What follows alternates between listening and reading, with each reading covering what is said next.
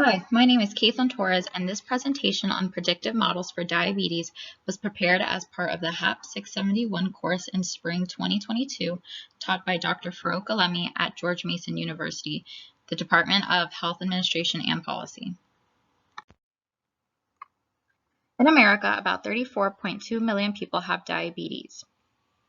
26.9 million people have been diagnosed. That's 8.2% of the U.S. population, while there's an estimated 7.3 million people who have been undiagnosed. That's 21.4% of adults with diabetes. It's important to screen for diabetes because screening for diabetes can decrease risk of diabetes-related complications and can even return blood glucose levels to normal range if caught at an early time. The data used is simulated data gathered from a major health institution in the U.S. A count function was used to find the total records and the number of unique patients within the dataset. As you can see, we are working with over 17 million total records and about 829,000 unique patients. What is diabetes? Diabetes is a chronic health condition that affects how your body turns food into energy. There are 4 types of diabetes: type 1, type 2, gestational, and pre-diabetes. Diabetes is defined by the clinical classification system as the ICD-9 codes shown below. As you can see, for example, there's I24900, I25000, and this was defined by the CCS. A comprehensive set of diagnoses were used to predict the presence of diabetes or the risk for diabetes. Included in the list of predictors of diabetes includes diabetes with neurological manifestations, diabetes of ketoacidosis, diabetes mellitus without mention of complication, atherosclerosis, and diabetes with renal manifestations. The likelihood ratio was used to find these predictors of diabetes.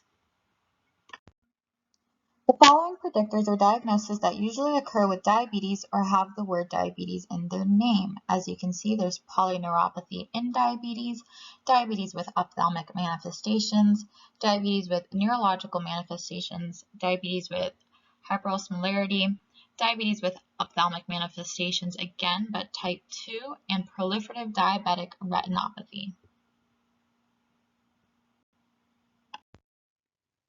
The following 10 ICD-9 codes are rare diseases that can be predictive of diabetes. These are diagnoses that occur more than 29 times but less than other diagnoses within the dataset. Some examples include infertility, female of tubal origin, circadian rhythm sleep disorder, and carcinoma in situ of skin of upper limb including shoulder. These are a few examples of the most important predictors of diabetes. Naive Bayes was used to aggregate data from individual diagnoses to overall risk for diabetes. As you can see, the likelihood ratio was calculated along with the odds and probability of each ICD-9 code. This is an example of patient ID 621 with 5 diabetic diagnoses along with its corresponding likelihood ratio and calculated odds and probability of diabetes.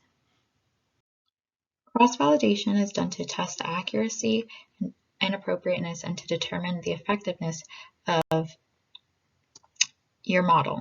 This is done by splitting the data as we have done, with 80% of the data into training and 20% of the data into validation. The accuracy of a predictive model can be found by examining its sensitivity and specificity at various cutoff levels. As shown, sensitivity is accuracy in predicting presence, and specificity is accuracy in predicting absence. To summarize, predictive modeling can be beneficial as it can be used to screen for diabetes and helps determine at-risk patients.